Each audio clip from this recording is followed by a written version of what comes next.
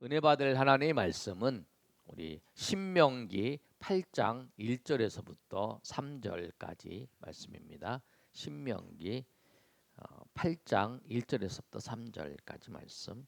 우리 한 절씩 우리 교독하도록 하겠습니다. 내가 오늘 명하는 모든 명령을 너희는 지켜 행하라. 그리하면 너희가 살고 번성하고 여호와께서 너희의 조상들에게 맹세하신 땅에 들어가서 그것을 차지하리라.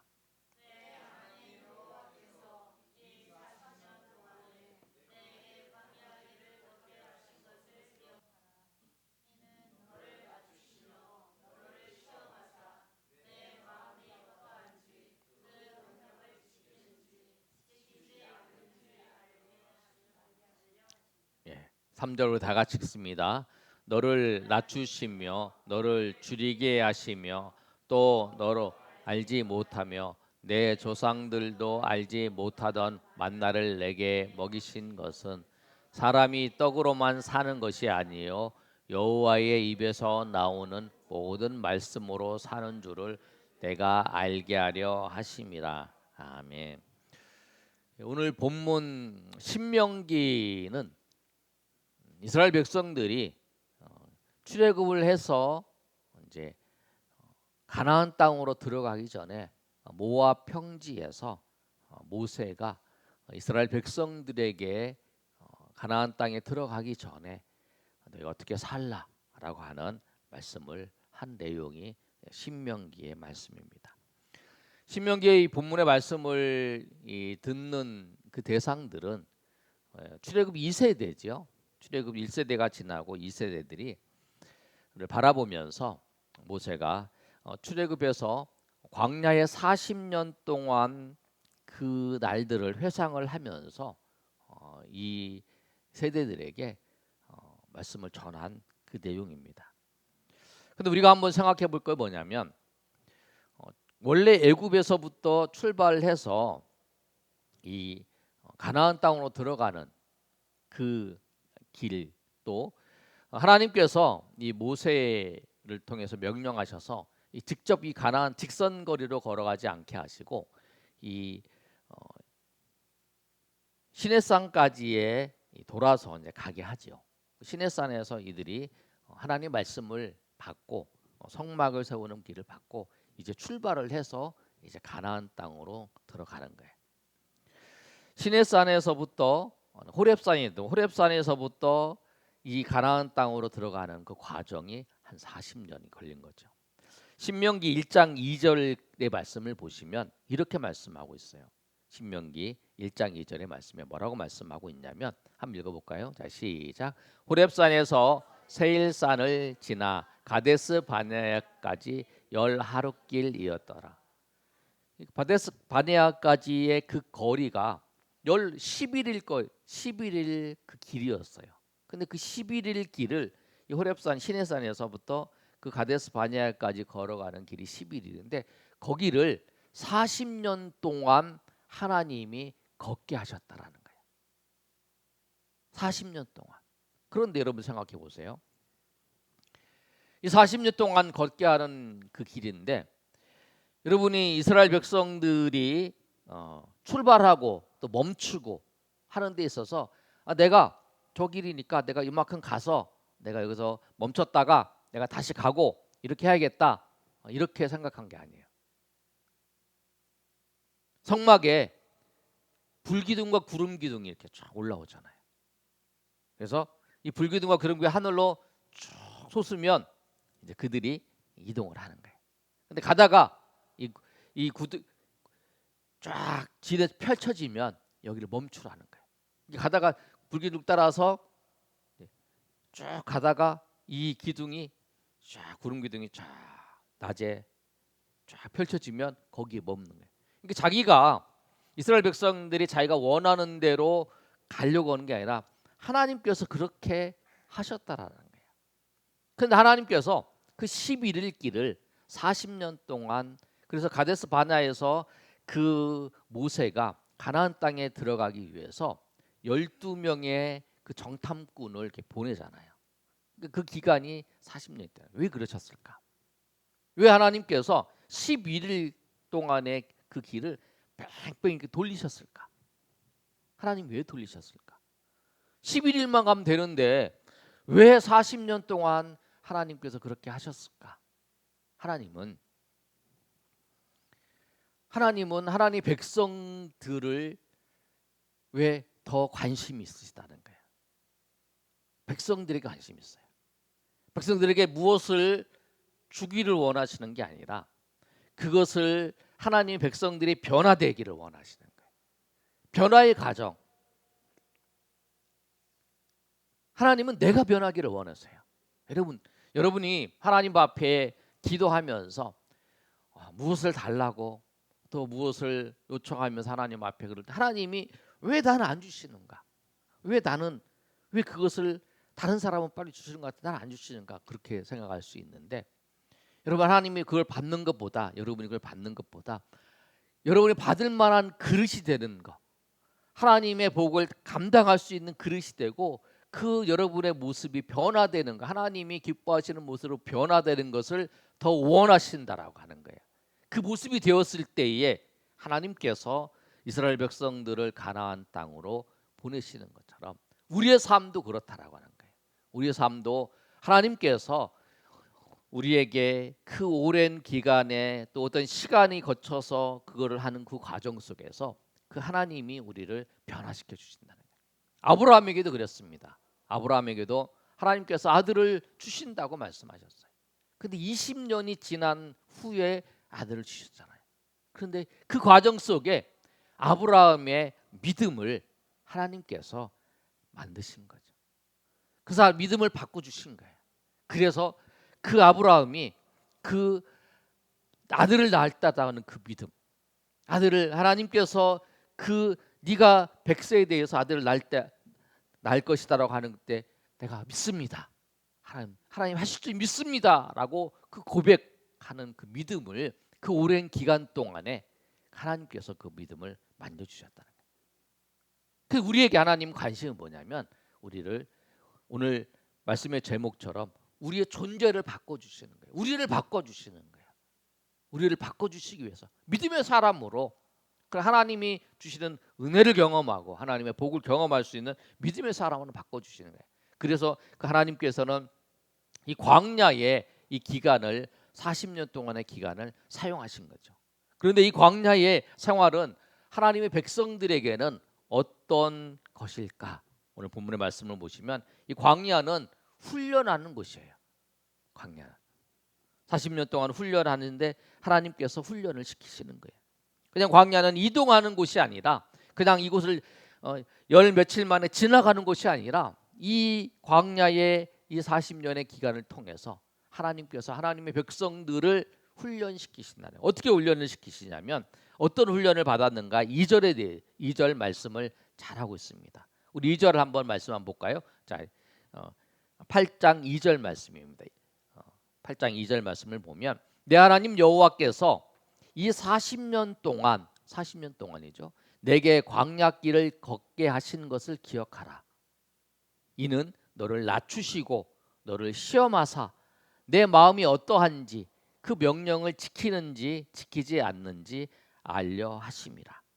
시험하신 이유가 뭐냐면 백성의 마음이 어떤지, 하나님의 명령을 잘 지키는지 하나님의 명령을 지키지 않는지 알게 하신 거예요.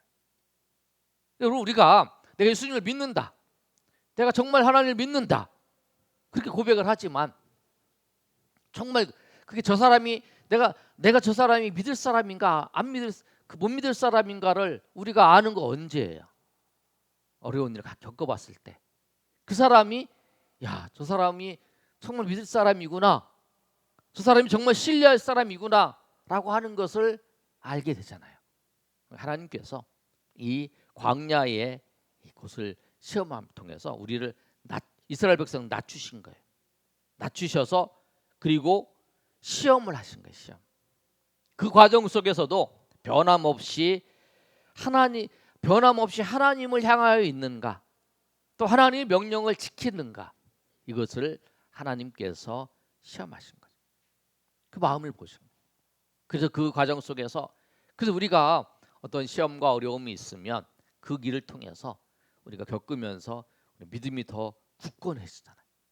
하나님께서 그 누구를 이 이스라엘 백성들을 하나님을 잘 섬기는 그 믿음의 사람으로 굳건하게 만드시기 위해서 그러셨다라는 거예요. 낮추시기도 하고 그 다음에 그 시험도 하시고 그렇게 해서 하나님 보신 거라. 또 하나는 하나님 뭘 하셨냐면 그들에게 낮추시고 줄이게 하셨다라는 거예요. 그리고 조상들이 알지 못했던 만나를 먹이게 하신 거예요. 3절 말씀을 보시면 이렇게 말씀하고 있어요. 우리 3절 말씀 한번 보여주세요. 시작. 너를 낮추시며 너를 줄이게 하시며 또 너를 알지 못하며 내 조상도 알지 못하던 만나를 내게 먹이신 것은 사람이 떡으로만 사는 것이 아니요 여호와의 입에서 나오는 모든 말씀으로 사는 줄 내가. 그 뭐냐면 낮추시기도 하고 또 배고프게 하셨다는 거예요. 그리고 만나를 계속 주시면서 먹게 하신 거죠. 이게 먹게 하신 건 뭐냐면 사람이 떡으로만 사는 것이 아니라 하나님의 입에서 나오는 말씀으로 사는 것을 알게 하신 거예요. 떡 없이 오늘 이 말씀은 떡 없어도 살 수 있다 이 말씀이 아니죠.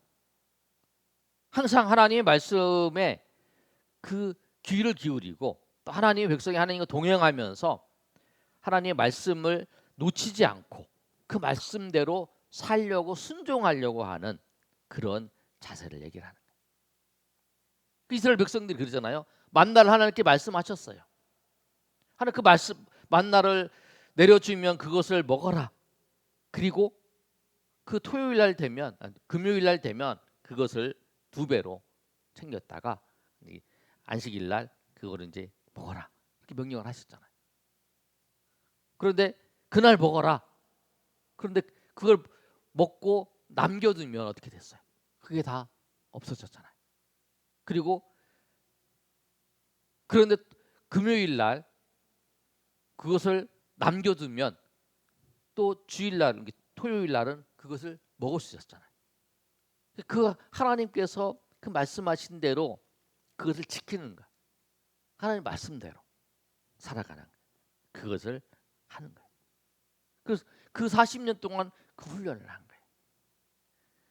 우리 인생 속에서도 우리가 오늘 말씀을 보시면 이스라엘 백성들이 광야에서 낮추시고 또 시험하신 것이 그들의 마음이 어떠한지 하나님 명령을 지킨 것인지를 살펴보고 또 만나를 먹이시고 그들을 줄이게 하신 것이 하나님 말씀으로 사는 것을 알게 하신 것처럼 우리의 삶도 그렇게 하신다는 거예요. 하나님께서 어떻게 하시냐면 우리 삶 속에서도 우리가 하나님의 말씀을 지키는지 또 하나님의 바라보며 살아가고 있는지를 하나님께서 그 과정을 통해서 우리를 보신다는 거예요.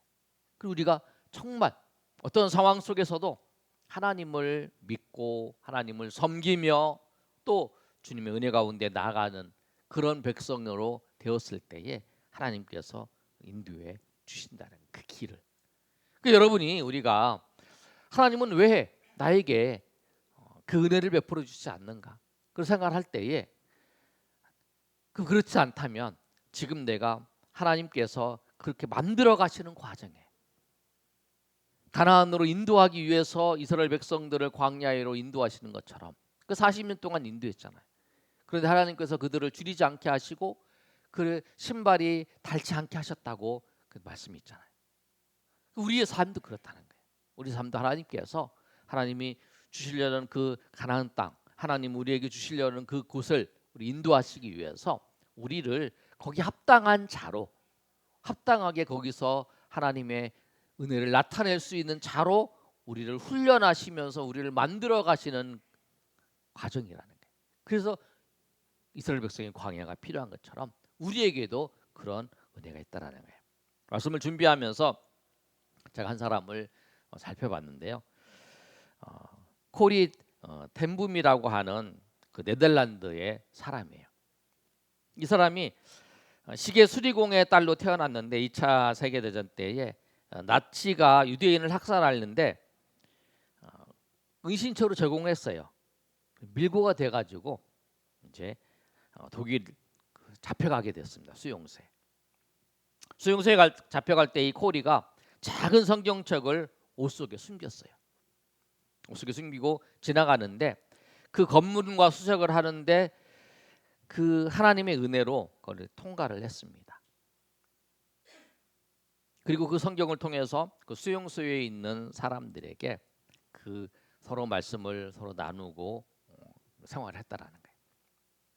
그런데 그 수용소가 어떤 정도였냐면 굉장히 비위생적이고 아주 좁은 방에 수십 명이 강제 생활을 했어요. 매일 배고픔도 있었고, 그다음에 질병도 있었고, 그다음에 고문도 당하고, 고문 당하다가 죽는 사람도 있었고. 그런데 밤마다 이들은 모여서 하나님 말씀을 펴서 읽으면서 시편, 복음서, 서신서를 읽으면서 서로 위로를 받았어요. 그리고 같이 언니도 같이 들어갔는데 그 언니가 그렇게 얘기를 하는 거예요. 그 동생한테 코리, 하나님의 나라는 여기도 임할 수 있어. 이렇게 얘기를 했다는 거예요. 그런데 그 박사는 벼룩이 들끓었어요. 악취가 심했고 피부병도 유발됐어요. 그 처음에는 이 코리가 원망을 했어요. 막 원망을 하니까 이 언니가 데살로니가 5장 18절 말씀 우리 잘 알잖아요. 범사에 감사라는 말을 인용하면서 벼룩 때문에 우리 감사하자라고 그렇게 얘기를 한 거예요. 나중에 알게 됐는데 벼룩이 너무 많아서 이 경비병들이 방에 수색을 해야 되는데 수색을 안 했어요. 그래서 성경이 안전하게 지켜졌다는 거예요. 벼룩조차도 하나님께서 하나님의 백성들을 지키는데 사용되었다라는 거예요. 그리고 그 언니는 그 수용소에서 병으로 죽었고요.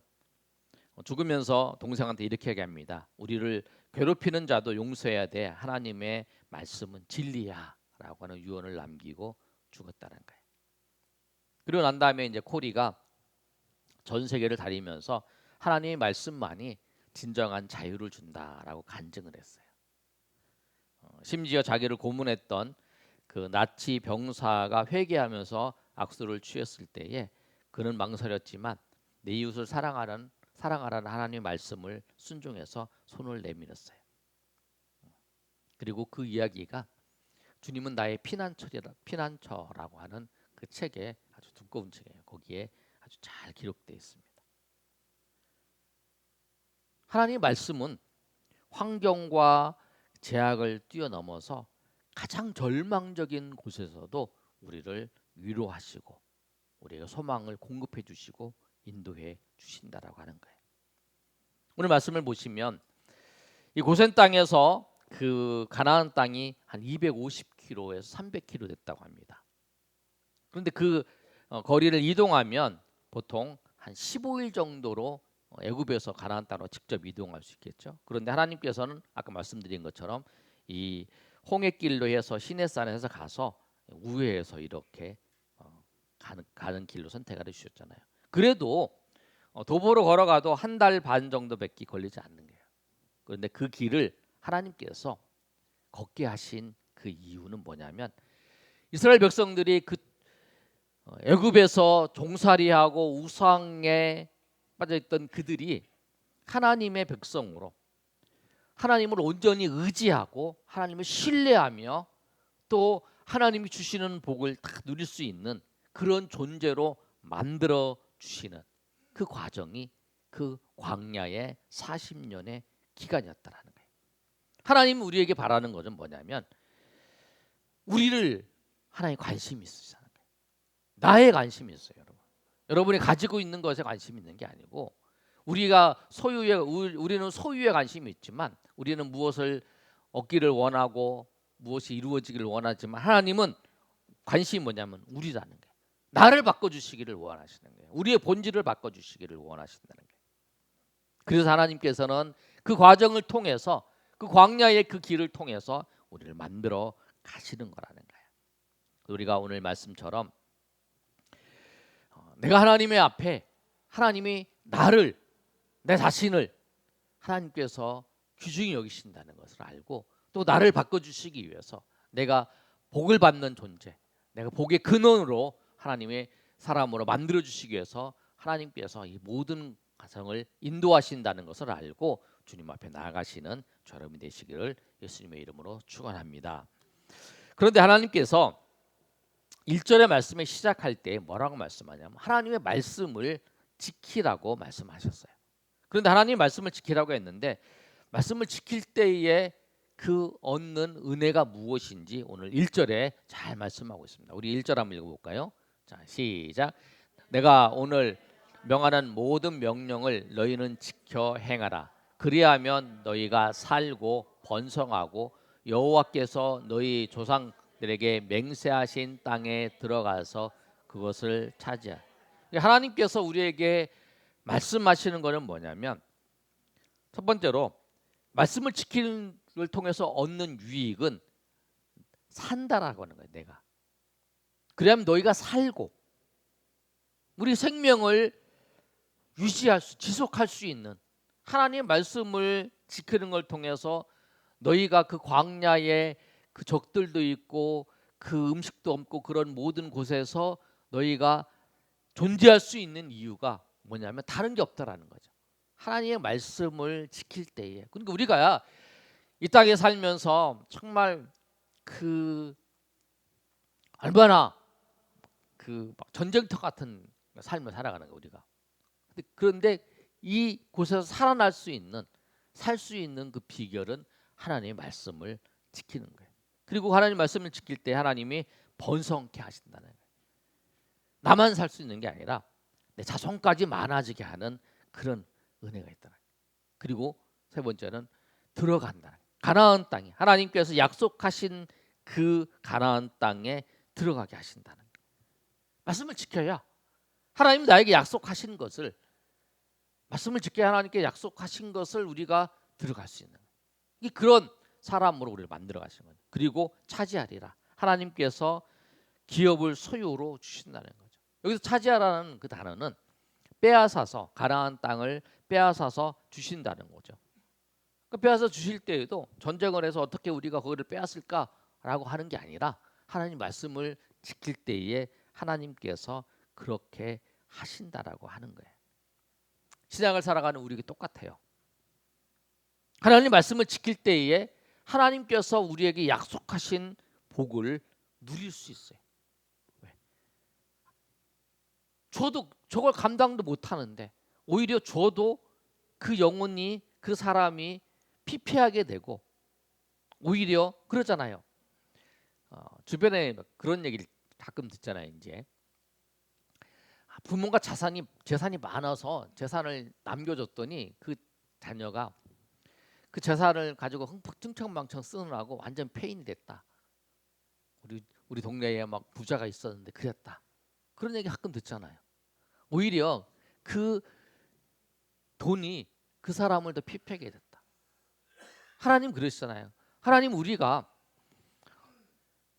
주어서 그것을 때문에 우리가 피폐해지고 하나님을 더 의지하지 않고 하나님을 더 경배하지 하나님과 멀어진다 그러면 그 주시겠어요.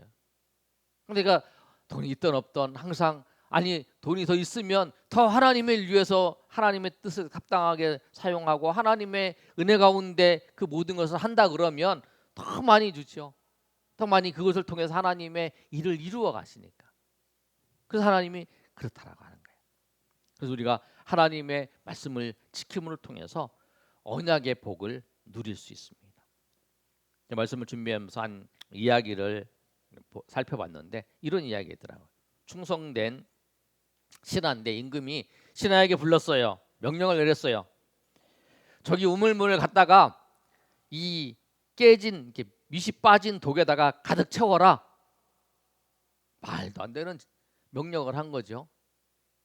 미친놈 아니야? 속으로 그래서 우리는 대부분 그랬을 거예요. 박윤수 집사님이 기가 막혀서 웃네요. 그랬다는 거예요. 아니 밑 빠진 독에다가 물을 부어서 채우라 그러면 당연히 말은 안 해도 그런데 이 충성스러운 이 신하는 물을 갖다가 이제 옥물에 갖다가 붓습니다. 몇 날 며칠을 열심히 부어요. 그래도 붓다 보니까 그 우물 바닥에 이제 드러나게 된 거죠. 그런데 그 바닥에 번쩍거리는 것이 있어요. 가보니까 금덩어리가 있는 거예요. 신하는 임금 앞에 무릎을 꿇었습니다. 임금님, 용서하소서. 독에 물을 채우지 못했습니다. 그러나 우물 바닥에서 이 금덩이를 건졌습니다. 라고 얘기를 하는 거예요. 왜? 밑빠진 독에다 채우지 못했잖아요. 그랬더니 임금이 빙그레 웃으면서 말하는 거예요. 밑빠진 독에 물을 채우겠다고 우물이 바닥나도록 수고했구나. 그대는 정말 충성스러운 신하여 금덩이는 그렇게 순종하는 신하에게 준비된 것이다 라고 하면서 줬다라는 거예요. 충성된 자만이 우리가 하나님의 말씀, 하나님 믿는다고 말하고 있어요. 하나님 믿는다. 그런데 정말 하나님의 말씀을 지키고 있냐는 거죠. 그 이 충성스러운 그 신하처럼 말이 안 되는 것 같지만 내가 신하로서 도리를 했잖아요. 우리도 우리 상황 속에서 이 하나님 말씀을 지키는 것이 좀 세상 살아가는 데 있어서 좀 덜 지혜로운 것 같다라고 하는 생각이 들 수도 있어요. 이 신하처럼 어떨 때는 손해 본다는 생각이 들 때도 있어요. 왜냐하면 내가 이 바보 같은 짓 하고 있는 것 같은 생각이 들 때도 있잖아요. 그러나 하나님 말씀을 지킬 때에 하나님께서 인도하시고 역사하신다라고 하는 거예요. 하나님께서 이 모든 과정을 통해서 우리에게 그렇게 인도하신다는 것을 우리가 꼭 기억하시면서 오늘 말씀을 우리 존재를 바꾸시는, 변화시켜 주시는 그 하나님을 우리가 생각하면서 주님 앞에 나아가길 바랍니다. 나는 우리 인생의 사건들을 결정할 때에 어디에 신경을 쓰고 있는가 한번 생각해 보세요. 내가 닥친 문제들이 있는데 그걸 선택할 때 어디에 중점을 두고 있는가? 근데 그 중점을 두고 있고 내가 선택할 때에 신경을 쓰고 있는 것이 하나님의 말씀과 뜻이 먼저 생각나지 않는다면 나는 하나님의 말씀에 순종하려고 하는 자세가 없다라는 거예요. 내가 만약에 그렇게 계속하고 있다면 하나님께서는 계속 광야에서 나를 훈련시키셔서 하나님 쓰시기에 합당한 그릇으로 만드시고 합당한 존재로 나를 변화시켜 주셔서 그 과정을 통해서 나를 세워가신다는 것을 우리가 알고 우리가 그 광야의 그 모든 그 시간들은 하나님 결정하신다는 거예요. 내가 결정하는 게 아니라. 그래서 우리가 하나님 앞에 날마다 주시는 그 은혜를 따라서 하나님의 은혜에 따라서 우리를 변화시켜 주시는 그 인도하심을 따라서 우리가 하나님을 더욱 의지하며 주님 앞에 나아가시는 저렴이 되시기를 예수님의 이름으로 축원합니다. 아멘.